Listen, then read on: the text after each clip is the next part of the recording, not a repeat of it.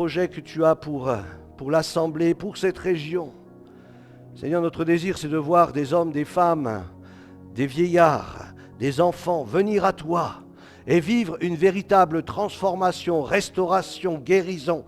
Seigneur, que ce lieu soit un lieu de bénédiction, un lieu de vie, où ta vie, Seigneur, est libérée et que l'on puisse voir des vies restaurées, transformées.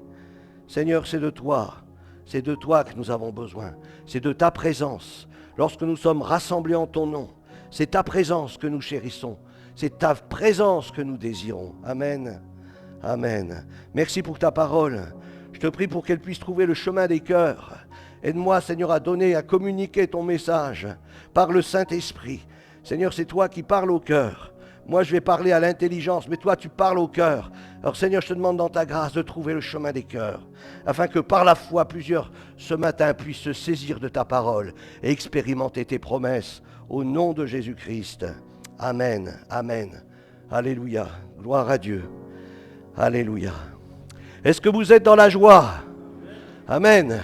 La joie de savoir que Dieu est réellement au milieu de nous. Alléluia. Ça, c'est le principal. Vous savez, on peut se trouver n'importe où avec des chants de louanges, avec des concerts de louanges, avec des prédicateurs fabuleux, mais si Dieu n'est pas là, ça ne sert à rien. La parole de Dieu même, elle dit, si je parle en langue et si je n'ai pas l'amour, je suis comme un airain qui résonne. Dieu doit être présent. Même au milieu de nos dons spirituels, il doit y avoir une onction. L'onction du Saint-Esprit lorsque nous donnons un don spirituel. Lorsque nous parlons de sa part, il doit y avoir une onction sur nos vies. Je crois que Dieu désire que nous puissions être des ouvriers avec lui. Pas sans lui, mais avec lui. Amen. Amen. Ce matin, j'intitulerai ce message « Ma victoire dépend de mon engagement dans le corps de Christ ». Ma victoire, écoutez bien, c'est important. Ma victoire dépend de mon engagement dans le corps de Christ. Pourquoi? Parce que 2 valent mieux qu'un. C'est pas mal déjà. 2 valent mieux qu'un. Avec 1000, j'en chasserai combien?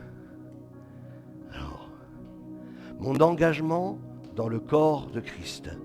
Alléluia. Le corps de Christ, c'est important. J'ai relevé quelques textes, quelques versets qui nous parlent justement de cette assemblée.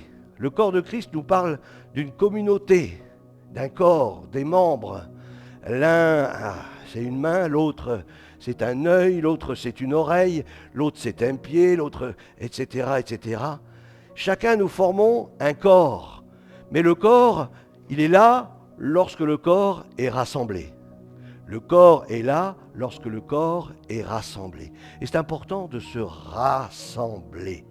Alléluia. Est-ce que vous aimez l'Église? Amen. Parce que lorsque j'aime l'Église, eh bien, j'aime mes frères et mes sœurs.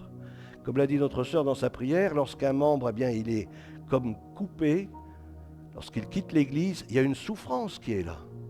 On ne peut pas la cacher. C'est une souffrance qui est là et on n'y peut rien, c'est spirituel. Il y en a qui vont dire, oui, c'est émotionnel. Non, non, c'est spirituel. C'est spirituel. On ressent ce manque. On ressent ce manque, et c'est vrai. Nous avons besoin d'apprendre à vivre ensemble, à s'aimer, à s'encourager, à former un corps d'élite. Un corps d'élite. Nous sommes une armée. Et une armée, elle doit être soudée, unie. Un même cœur, une même âme, un même esprit, une même vision. Mon frère, ma sœur, si tu n'as pas la même vision, trouve une église où tu trouves la même vision que tu as. Et la même vision que ton assemblée. Je crois que c'est important ça, avoir la même vision. Un même cœur, une même âme. On va dans la même direction. On ne part pas dans tous les sens. Vous savez, si une armée, elle commence à partir dans tous les sens, moi je vous dis tout de suite, c'est la défaite assurée. C'est la défaite assurée.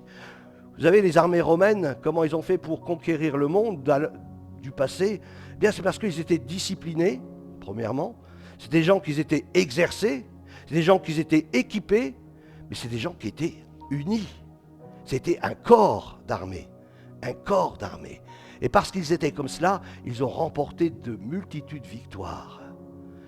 Et personne ne pouvait s'opposer à l'armée romaine, tellement c'était une force extraordinaire, une force puissante devant tous ceux qui pouvaient les entourer, devant tous les barbares et toutes les armées extérieures. Face à l'armée romaine, c'était un combat dur et difficile.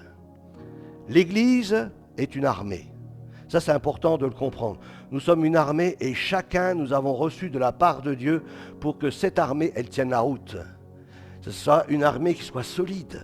C'est pour ça que tu as reçu quelque chose. Alors lorsque l'armée se rassemble, eh bien viens apporter ce que toi tu as reçu. Tu sais, si on va à l'attaque et puis que le grenadier il reste dehors, il reste derrière, qu'est-ce qui se passe? Eh bien on va avoir des victimes. On va avoir des victimes parce que tout le monde ne sera pas à son poste pour agir avec le corps, avec la brigade, avec l'armée de Dieu. Alors j'ai plusieurs textes, on va les lire ensemble. Tout d'abord, Actes chapitre 2, verset 1. Le jour de la Pentecôte, ils étaient tous ensemble.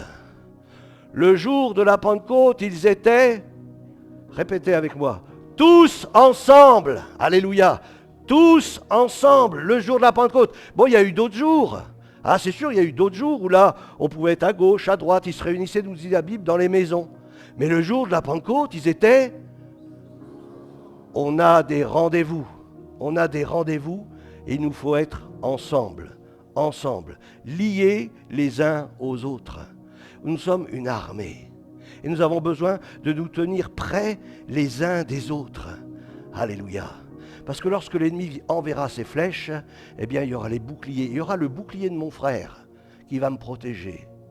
Le bouclier de ma sœur qui va me protéger. Lorsque nous sommes serrés les uns contre les autres, lorsque nous formons, vous savez, c'était cette bataille, ils appelaient ça la tortue. Vous savez, enfin, je ne sais pas pour ceux qui connaissent un peu les livres d'histoire, les batailles des Romains, il y avait une formation, ça s'appelait la tortue.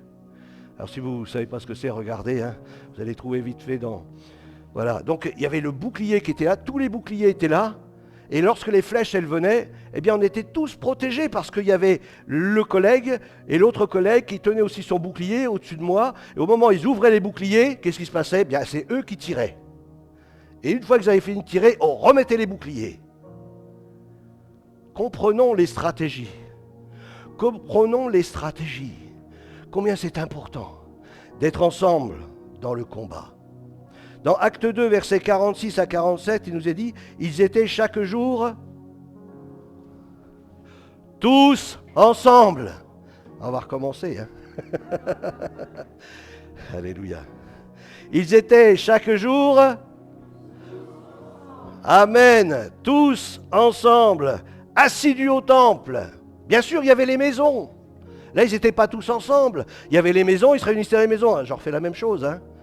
Mais au temple, comme au jour de la Pentecôte, quand il y a des rendez-vous, quand il y a des rendez-vous, ils étaient tous ensemble.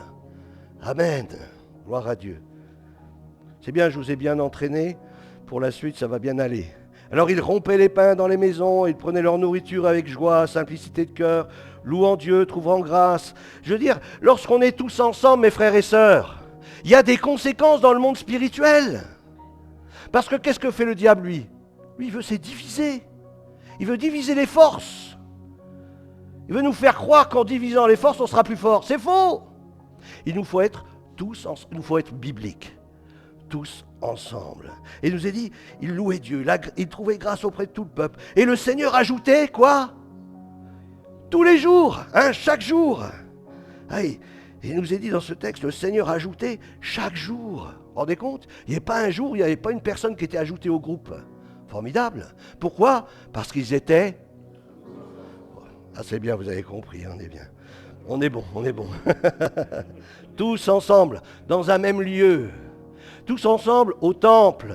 Tous ensemble le jour de la Pentecôte, ou ça, dans la chambre haute. Tous ensemble. Amen. Dieu cherche cette unité dans le corps. Dieu veut cette unité dans le corps. Alléluia. Un autre passage dans Acte 4, versets 24 et versets 31 à 32. Lorsqu'ils l'eurent entendu, ils élevèrent à Dieu la voix. Je crois qu'on a perdu là. Hein. On vous a perdu. On reprend. Lorsqu'ils l'eurent entendu, ils élevèrent la voix. Ils élevèrent à Dieu la voix. Je crois que c'est important d'élever sa voix tous ensemble. Amen. Ben oui. Moi, ce qui m'a beaucoup étonné lorsque j'étais dans certaines assemblées, c'est qu'à un moment donné dans le culte, il y avait toute l'assemblée qui élevait sa voix. Toute l'assemblée élevait sa voix. Pour montrer vraiment cette unité. Bien sûr, il y a des temps de calme, des temps où les dons spirituels sont exercés. Mais à un moment donné, il y avait toute la multitude qui était là et ils élevèrent leur voix tous ensemble. Waouh! Alors là, il y en a un, il se cache sous le tapis, c'est le diable. Lui, il se cache sous le tapis parce qu'il craint l'unité de l'Église. Vous savez, les disputes, les convoitises, enfin vous pouvez en lire, les œuvres de la chair, si vous préférez, si on va plus court, sert à diviser les membres. Ça sert à ça, à diviser les membres. Alors le diable, il se sert de ça pour diviser les membres, pour pas qu'ils soient unis. Si tu as quelque chose contre ton frère, qu'est-ce qu'il dit? Va te réconcilier. Répare cette désunion. Répare cette désunion. Ne reste pas dans un cœur partagé. Ne reste pas avec un problème, mais va te réconcilier. Parce que dans ta relation avec Dieu, il va y avoir des pierres, il va y avoir des herbes sauvages qui vont être là et qui vont encombrer ta relation avec Dieu. Parce que Dieu dit, va d'abord. Avant d'apporter ton offrande, va d'abord. Avant de dire, Seigneur, je te loue, va d'abord. Parce que c'est du vent. C'est du vent. Si tu loues Dieu et que tu as un problème avec quelqu'un, c'est du vent. Va d'abord te réconcilier, après viens et apporte ton offrande. Viens louer le Seigneur. Viens me dire que tu m'aimes. Ben oui, si tu m'aimes, ben fais ce que je te dis. Si tu m'aimes, obéis à mon commandement, obéis à ma parole. Alléluia. Alors ils élevèrent la voix tous ensemble. Et quand ils eurent prié, le lieu où ils étaient assemblés trembla. Et ils furent tous remplis du Saint-Esprit. Waouh! Quand on élève la voix tous ensemble, lorsqu'on est un même cœur, une même âme, un même esprit, lorsqu'on est tous ensemble à élever la voix pour célébrer la gloire de Dieu, il nous est dit que tous ont reçu. Pas un, mais tous, parce qu'il n'y avait plus qu'une personne devant Dieu. Lorsqu'on élève la voix tous ensemble, lorsqu'on est en règle devant Dieu, lorsqu'on est clair devant le Seigneur, eh bien on ne forme plus plusieurs personnes, nous devenons une personne. Et là, lorsque l'onction, elle descend sur cette personne que nous sommes, eh bien cette onction vient sur tout le monde. Et il n'y en a aucun qui manque à cette onction. Alléluia. Quelle grâce, hein? Quelle grâce. Ils furent tous remplis du Saint-Esprit. Et tous, ils annonçaient la parole de Dieu. Tous, ils annonçaient la parole de Dieu. Avec assurance. Avec assurance. Tu veux annoncer la parole de Dieu avec assurance. Avec la puissance du Saint-Esprit. Fais un avec ton assemblée. Fais un avec ton assemblée. Fais un avec ton Église. Qui est un même cœur, une même âme. Une même pensée. Alléluia. Amen. La multitude de ceux qui avaient cru n'était qu'un cœur et qu'une âme. La multitude de ceux qui avaient cru n'était qu'un cœur et qu'une âme. Travaillons à ça, mes frères et sœurs. Travaillons à ça, parce que notre succès dépend de ça, c'est tout. C'est pas plus compliqué. Si aujourd'hui il n'y a pas de réveil, c'est parce qu'il y a beaucoup de divisions dans les églises. On est ensemble, mais on n'est pas ensemble. Travaillons à être vraiment un. À être ensemble, un même cœur, une même âme. Nous voulons le réveil, alors agissons comme le Seigneur le désire, selon sa parole. Dans Actes 5, verset 12, beaucoup de miracles et de prodiges se faisaient au milieu du peuple par les mains des apôtres. Ils se tenaient tous ensemble au portique de Salomon. Lorsqu'on est tous ensemble, un même cœur, une même âme, un même esprit, les ministères peuvent s'exprimer librement. Et là, il y a des miracles, il y a des guérisons, il y a une conduite du Saint-Esprit extraordinaire, des âmes sont ajoutées. Si vous faites une synthèse de tous les versets que je vous dis là, toutes les bénédictions qui en découlent d'être tous ensemble. Je sais que c'est pas encore gagné, hein, mais on y va. On y va. C'est mon désir. C'est ce que j'ai sur mon cœur. Que nous soyons vraiment tous ensemble des frères et des sœurs. Sinon, ça devient juste des mots. Ça devient juste des mots. Et là, on ne sait pas lorsque un frère ou une sœur sont en train de souffrir. On ne sait pas parce qu'on ne se voit pas, parce qu'on ne se côtoie pas, parce qu'on ne vit pas les choses ensemble. Alors on ne sait pas. Ah oui, il est arrivé ça à tel frère, à telle sœur. À l'époque, ils n'avaient pas WhatsApp et ils savaient très bien ce qui se passait dans l'église. Acte 5, verset 12, donc ils se tenaient tous ensemble au portique de Salomon. Romains 15, là on est dans les épîtres de Paul. Romains 15, versets 5 à 6 nous dit que le Dieu de la persévérance et de la consolation vous donne d'avoir les mêmes sentiments les uns envers les autres, selon Jésus-Christ, afin que tous ensemble, bon c'est pas le Père Fouras, hein, tous ensemble, alléluia, tous ensemble, afin que tous ensemble, d'une seule bouche, il n'y avait pas de discordance, il y avait une unité même dans le langage. Même dans le langage, on parle le même langage. Vous savez que dans l'armée romaine, on parlait qu'un seul langage, l'italien. Pourtant, il y en avait de toutes les sortes. Et c'est la même chose dans la Légion aujourd'hui, dans la Légion étrangère. On ne parle qu'une seule langue. Pourtant, il y a des Serbes, il y a des Américains, il y a des Russes, il y a des Ukrainiens, il y a des Italiens, mais on ne parle qu'une seule langue et tu dois obéir à cette langue-là, c'est le français. Le français, une seule langue. C'est important de parler la même langue.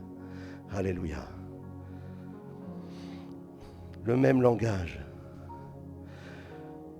Tous ensemble d'une seule bouche, vous glorifiez le Dieu et Père de notre Seigneur Jésus-Christ. Un dernier passage sur ce tous ensemble, c'est dans 1 Thessaloniciens chapitre 4 verset 17. 1 Thessaloniciens chapitre 4 verset 17, il nous est dit « Ensuite, nous les vivants qui serons restés, nous serons... » Eh ouais, jusqu'à la fin, c'est tous ensemble. Jusqu'à la fin, c'est tous ensemble. Si tu veux être enlevé, reste ensemble, restons ensemble, ensemble. Que toute l'Église soit prise, toute l'Église, tous ensemble. Combien c'est important. Nous serons tous ensemble, enlevés avec eux sur des nuées à la rencontre du Seigneur dans les airs, et ainsi nous serons toujours avec le Seigneur. Alléluia. On va reprendre là le passage d'Exode 17. Pourquoi je parle de tous ensemble? Au début, je n'avais pas trop pensé à ça. C'est pendant ce temps de jeûne et de prière, je me suis rendu compte qu'il y avait un problème. Mais quand on voit sur la montagne Moïse, mes frères et sœurs, heureusement qu'il y avait Hur et Aaron. S'il n'y aurait pas Hur et Aaron, qu'est-ce qui serait passé? Ben, ça aurait été la défaite. Ça aurait été la défaite. Est-ce que c'est Dieu qui voulait la défaite? Ben non, pas du tout. Ayons les bonnes stratégies, ensemble. Nous avons parlé la dernière fois, nous allons parler de Aaron, qui nous parle d'éclairer, d'élever, c'est-à-dire qu'il faut réaliser qui nous sommes assis avec Christ dans les lieux célestes. Je vais aller un peu plus vite, voilà. Et là, je vais parler de Hur. Hur. Celui qui était de l'autre côté, il y avait Aaron d'un côté, de l'autre côté, vous aviez Hur. Alors, c'est pas Ben-Hur, hein, ça n'a rien à voir, hein, pour ceux qui sont... Voilà, c'est pas Ben-Hur, hein. Voilà. Et donc, ils étaient chacun de chaque côté de Moïse. Alors, ils soutenaient les bras de Moïse. Que d'enseignements sur le sujet, hein.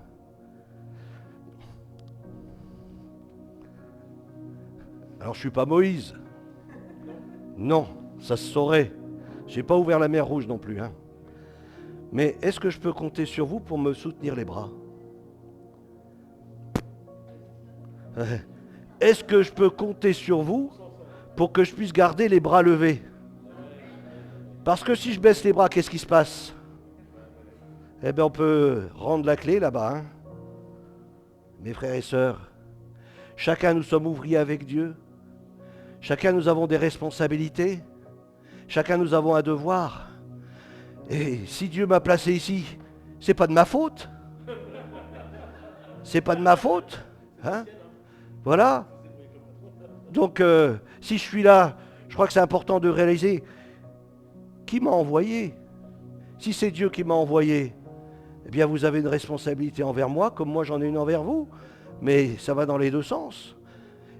Et pour que cette œuvre, elle grandisse, qu'elle se développe, qu'elle porte du fruit, que ça se passe comme Dieu le veut, c'est-à-dire qu'on ait la victoire sur tous nos ennemis. Et Dieu sait qu'il y en a des ennemis ici, hein. Ils ne sont pas faits de chair et de sang, mais il y a beaucoup d'ennemis. Alors quand le serviteur de Dieu, de l'Église, lève les bras, eh bien j'attends de tous mes frères et sœurs qui peuvent me soutenir, les bras levés. Si vous voulez des victoires, il faut que tous, nous puissions être unis les uns aux autres, avec une même vision, la victoire dans la vallée.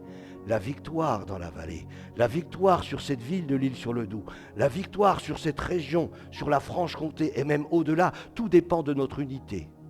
C'est pas beaucoup, tout dépend de notre unité, un même cœur, une même âme, une même vision.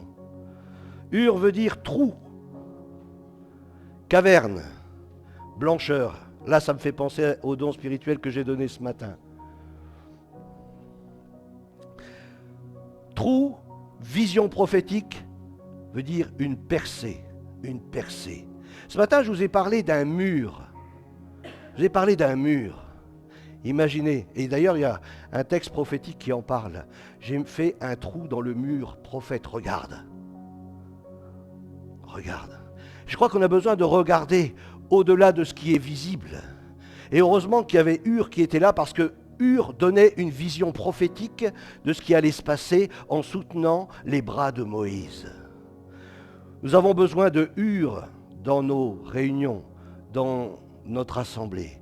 Nous avons besoin de Ur avec un S, des Ur. Des gens qui ont une vision prophétique, qui percent, qui savent percer, et puis qui savent dire, voici ce qu'il y a. Voici le projet que le Seigneur a pour nous. Voici ce que le Seigneur a tracé pour nous. Ur est une vision. Le peuple de Dieu doit avoir une vision prophétique. Est-ce que vous avez la vision des âmes perdues qui sont sauvées? Est-ce que vous avez la vision des malades qui deviennent guéris? Amen. Je crois qu'il nous faut avoir une vision des réalités du royaume. Parce que si on regarde avec nos yeux, on va pleurer. Surtout si vous regardez les actualités. Hein? Mais si vous regardez avec une vision prophétique, vous voyez ce que Dieu peut faire. On l'a chanté, Dieu de l'impossible. C'est bien de le chanter. Est-ce que vous y croyez? Eh oui, c'est encore mieux d'y croire. Hein? Moi, je préfère pas le chanter, mais y croire. Au moins, ça portera beaucoup plus de fruits. Ayons une vision prophétique. Voyons les choses comme Dieu les voit. Que Dieu ouvre nos yeux. Vous savez, c'est ce qu'il a dit à une église de l'Apocalypse. Va t'acheter un collier, afin que tu puisses voir comme tu dois voir normalement. J'ai donné aussi un don ce matin concernant les personnes qui regardent en dehors de l'église. Mon frère, mon ami, achète-toi un collier, regarde dans l'assemblée, dans l'église, je parle là ce coup-ci de l'église en général. Il y a suffisamment de personnes pour devenir ton prochain conjoint. Alors ne cherche pas à l'extérieur, ne cherche pas en dehors. Le Seigneur nous l'enseigne dans sa parole. Il nous faut garder nos cœurs purs. Et pour cela, il nous faut avoir les yeux tournés vers l'œuvre de Dieu, vers le royaume de Dieu. Alléluia. Vers le Seigneur lui-même. Ézéchiel chapitre 8, versets 7 à 8 nous dit « Alors il me conduisit à l'entrée du parvis. Je regardai, voici, il y avait un trou dans le mur. Et il me dit, fils de l'homme, perce la muraille. Je perçai la muraille et voici, il y avait une porte. » Dieu est celui qui nous donne des réponses. Dieu est celui qui nous donne des solutions. Dieu est celui qui nous ouvre les portes que personne ne peut ouvrir. Seul lui peut ouvrir la porte. Au travers d'une vision prophétique, tu peux voir une porte qui est ouverte. Tu peux voir un accès. Il n'y a pas de cul-de-sac avec Dieu. Il y a toujours le moyen de s'en sortir si nous lui faisons confiance. Ne reste pas enfermé dans un schéma. Dieu veut te faire sortir de tes schémas et te faire entrer dans son schéma à lui, dans ce que lui a prévu. Il désire que tu puisses percer Ce qui pour toi est un obstacle, que tu puisses percer cet obstacle et voir ce qu'il y a derrière. Dieu a une porte pour toi. Dieu a une porte, un lieu pour toi, un lieu de rafraîchissement, un lieu de bénédiction, un lieu de grâce, un lieu d'abondance. Alléluia. Gloire à Dieu. Apocalypse chapitre 3 verset 8. Je connais tes œuvres. Voici parce que tu as peu de puissance. C'est pas parce qu'il n'y a pas de puissance que Dieu n'est pas là. Puisqu'il le dit ici, hein. Et en plus, ce n'est pas la plus mauvaise des églises, hein. Parce que tu as peu de puissance, mais tu as gardé ma parole. Tu as gardé ma parole. C'est ça qui est important. Ce n'est pas trop la puissance qui est important. Mais si tu gardes la parole de Dieu, tu vas vivre la puissance. Mais d'abord, garde la parole de Dieu. Sois fidèle à la parole de Dieu. Marche selon l'enseignement de la parole de Dieu. Et là, tu verras la puissance de Dieu se manifester. Dès que je commence à obéir, c'est là que je vois la main du Seigneur se mouvoir en ma faveur ou en faveur de l'Église. Parce que tu as peu de puissance et que tu as gardé ma parole et que tu n'as pas renié mon nom, j'ai mis devant toi une porte fermée, non, ouverte. Parce que, écoutez bien, relisez ce verset. Peut-être que ce matin, tu tournes en rond, tu tournes en rond, tu tournes en rond. Mais là, ce verset, il est clair. J'ai mis devant toi une porte ouverte que personne ne peut fermer. Pourquoi ? Parce que tu as gardé ma parole. S'attacher à ce que Dieu dit m'ouvre les portes. M'attacher à ce que Dieu dit m'ouvre les portes. Mais si je commence à faire selon mes idées, selon mes pensées, les portes se ferment et elles se verrouillent. Ce n'est pas que Dieu ne veut pas, c'est que Dieu ne peut pas. Il ne peut pas aller contre sa justice. Il ne peut pas aller contre ce qu'il est lui. Il est le Dieu de vérité. Apocalypse chapitre 4, verset 1er nous dit « Après cela, je regardais et voici, une porte était ouverte dans le ciel. » La première voix que j'avais entendue comme le son d'une trompette et qui me parlait dit « Monte ici !» Et je te ferai voir ce qui doit arriver dans la suite. Monte ici. Monte ici. Nous avons vu la dernière fois que j'ai parlé sur la prière prophétique qu'il nous fallait monter sur les hauteurs. Il nous fallait rechercher, aspirer aux choses d'en haut. Et encore ce matin, le Seigneur te dit, j'ai une porte qui est ouverte, mais il faut que tu montes. Monte ici. Si tu veux voir une véritable percée, il te faut monter sur les hauteurs. Pas les hauteurs de la ville, hein. Les hauteurs dans le royaume de Dieu, dans sa présence. Les hauteurs, ça nous parle de la présence de Dieu. Vous savez que la plupart des prophètes de l'Ancienne Alliance, ils faisaient des autels, c'était sur les hauteurs. Et on voit que dans le monde spirituel, même chez ceux qui sont animés de puissance démoniaque, ils bâtissent leurs autels sur les hauteurs pour enfermer les villes. Alors bâtis ton autel sur la hauteur, dans la présence de Dieu, pour avoir la victoire. Si tu veux être victorieux, si tu veux entrer par cette porte qui t'est ouverte, il te faut monter sur la hauteur et c'est là que tu verras la délivrance. C'est là que tu verras la délivrance. Tu verras que Dieu est réellement vivant si tu te laisses porter et monter sur les hauteurs. Evan nous a parlé vendredi soir du lieu secret. Le lieu secret. Dans le lieu secret, il y a une hauteur qu'il te faut atteindre. Je ne sais pas si vous avez vu ce film War Room. Dans le lieu secret, la puissance de Dieu peut se manifester si tu te sais te tenir à genoux. Si tu sais prier avec force, avec foi, le Seigneur te fait monter sur les hauteurs. Et là, tu as une vision prophétique. Et là, tu vois les choses qui vont se réaliser avant même qu'elles se réalisent. Alléluia.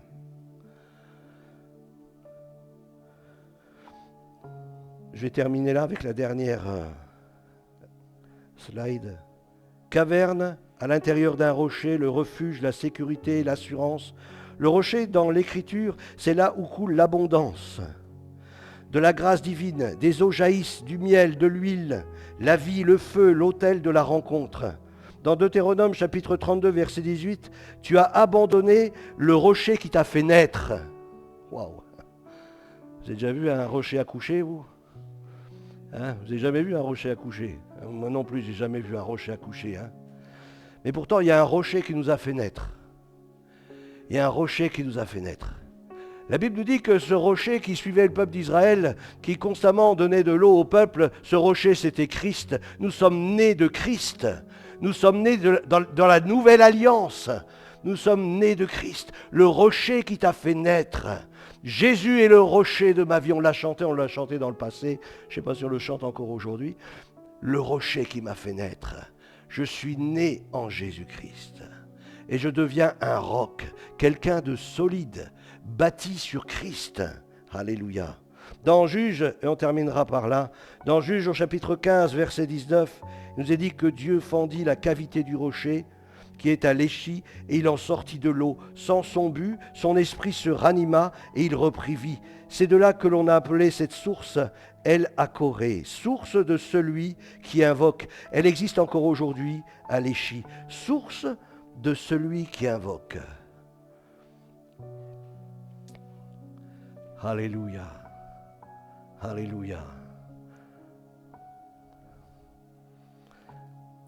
Le rocher, ce rocher qui a désaltéré le peuple d'Israël. La première fois que ce rocher a été utile pour le peuple, il a fallu que Moïse frappe le rocher. Vous vous souvenez de ce texte? Il a fallu qu'il frappe le rocher. Il a obéi à ce que Dieu lui a dit.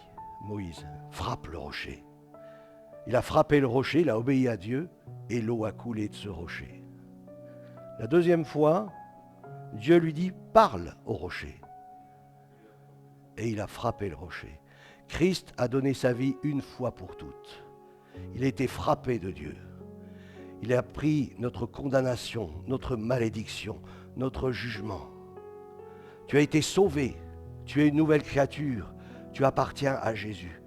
Maintenant, il te suffit, au travers de la parole, de faire couler la vie, de communiquer la vie, de communiquer cette vie qui est en Christ, cette vie qui maintenant est en toi. Dieu a fait de toi, comme pour le peuple, comme le rocher pour le peuple d'Israël, une source de vie qui accompagnait le peuple. En toi, il y a une source de vie. Est-ce que tu sais qu'en toi, il y a une source de vie? Bon, maintenant, il faut le savoir. Hein. Si on ne le sait pas, alors c'est sûr que là, c'est un problème. Hein. En toi, il y a une source de vie. Cette source de vie, lorsque tu parles, quelque chose se dégage de toi. La vie se répand au travers de toi. Tu deviens une source de bénédiction pour les autres. Jésus l'a dit, des fleuves d'eau vive jailliront de votre sein, comme le dit l'Écriture. Dieu veut faire jaillir ces fleuves. Alléluia. Source de celui qui invoque. Je crois que si nous voulons que ces sources abondantes, elles jaillissent de notre cœur, il nous faut être des hommes et des femmes qui sachent se tenir devant Dieu. Qui sachent se tenir devant Dieu. Est-ce que tu sais te tenir devant Dieu? Est-ce que tu sais te tenir devant lui? Pour que tu puisses devenir une source d'eau vive pour beaucoup, pour ceux qui auront soif, et apporter la consolation à ceux qui ont besoin de consolation, de guérison à ceux qui ont besoin de guérison. C'est dans le lieu secret tu peux trouver cette source, dans le lieu secret. Le Seigneur t'a dit ce matin, lorsque tu es à genoux dans ta chambre, devant ton lit et que tu pleures, je te vois. Je te vois. Dieu a dit une parole qui ressemble à celle-là, c'est à Agar. Connaissez Agar? C'était la servante d'Abraham. Elle avait eu un fils avec Abraham qui s'appelle Ismaël. Voilà, gloire à Dieu. Et puis à un moment donné, ils partent dans le désert.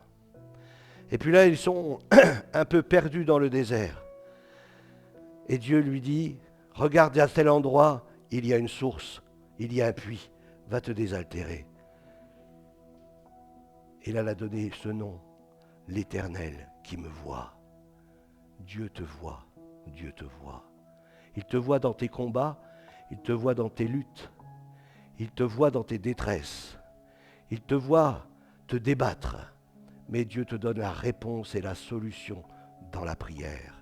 lorsque tu t'approches de lui, lorsque tu crées une percée dans la prière, il te donne une vision prophétique où tu vois la porte ouverte et tu vois ce que Dieu va faire. Et parce que tu crois en ce que Dieu va faire, eh bien tu le verras s'accomplir. Crois et tu verras la gloire de Dieu. Amen. Arrête de te dire ça n'arrivera pas, ça ne se fera jamais. Arrête de dire ces choses, mais crois simplement à la vision prophétique que le Seigneur te donne lorsque tu es dans le lieu secret, lorsqu'il te montre au travers de cette porte ouverte les choses qu'il va accomplir, parce que ce que sa bouche a dit, sa main va l'accomplir. Il l'accomplira certainement, parce que Dieu n'est pas un homme pour mentir. Alléluia. Dieu est celui qui honore sa parole, et ce qu'il dit, il le fera. Amen. Amen. Alléluia. On va peut-être se lever ensemble et remercier le Seigneur et on va se quitter. Il est 12h20. Oui.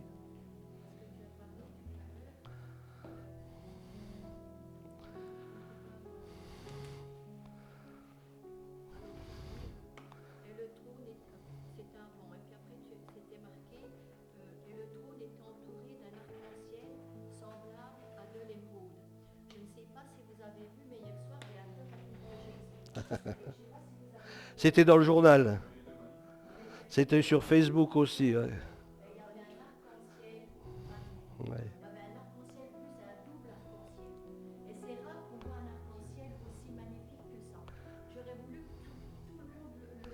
Ouais. On l'a vu. C'est même des photos ont été prises et on le voit sur les réseaux sociaux.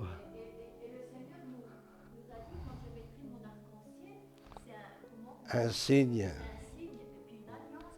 Ouais.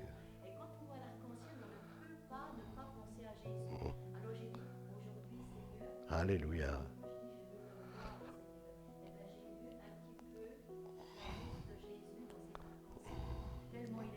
Amen. Magnifique. Alléluia.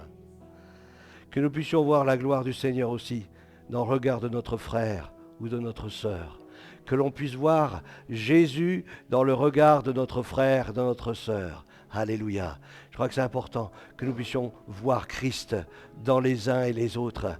Et pour vivre cette unité, il nous faut avoir un même regard les uns envers les autres, un regard d'amour, de compassion, de miséricorde et de bonté. Seigneur, nous te bénissons pour ta parole qui est la vérité. Merci parce que c'est vrai, nous vivons aussi les temps de la fin. Il y a des signes qui ne trompent pas, qui se passent à l'heure actuelle. On le voit au travers de nos informations, on le voit au travers des événements qui se passent, on le voit au travers de la persécution face à l'Église, mais on le voit au travers aussi de la multiplication de l'Église dans le monde où l'Église, elle grandit. Seigneur, nous voyons les temps de la fin devant nous et Seigneur, nous voulons nous tenir à la brèche, comme le dit ta parole. Nous voulons nous tenir dans la communion des frères et sœurs. Nous voulons nous tenir dans l'assemblée, afin que d'un même cœur, d'une même âme et d'un même esprit, nous pouvons nous tenir devant toi et te demander encore de déverser, Seigneur, de déverser ton esprit, Seigneur, là où il y a la sécheresse, d'apporter la vie et de faire de nous des sources de bénédiction pour ceux qui nous entourent, que nous puissions amener la fertilité partout où nous allons, que nous puissions communiquer la vie, Seigneur, comme nous l'avons entendu au travers de cette vision, que ces morts qui nous entourent puissent être régénérés par ta parole, que ces morts qui nous entourent puissent reprendre vie au nom de Jésus, au contact de ta parole. Seigneur, tu fais de chacun d'entre nous une parole vivante. Une parole, mon frère, ma sœur, tu es une parole vivante. Tu es une parole de Dieu. Dieu veut faire de toi une source de bénédiction pour ceux qui t'entourent. Alors ne regarde pas à tes problèmes à toi. Regarde ceux qui t'entourent, combien ils vivent pour la plupart dans des détresses énormes. Et toi, tu te plains. Regarde ceux du dehors, va vers eux, prie pour eux, tu vas les bénir et en les bénissant, Dieu va te bénir. En les bénissant, Dieu va te bénir. En leur apportant la parole de vie, Dieu va te remplir. Il donne de la semence aux semeurs. Alléluia. Seigneur, merci de bénir l'assemblée, de nous bénir encore dans toute cette semaine. Que ta grâce, ta paix repose sur nous. Au nom de Jésus-Christ, sers-toi de nous, Seigneur. Puissions être une clé, Seigneur, pour ceux qui nous entourent. Une source de bénédiction dans le nom de Jésus. Amen. Amen. Soyez bénis. Un bon dimanche à chacun.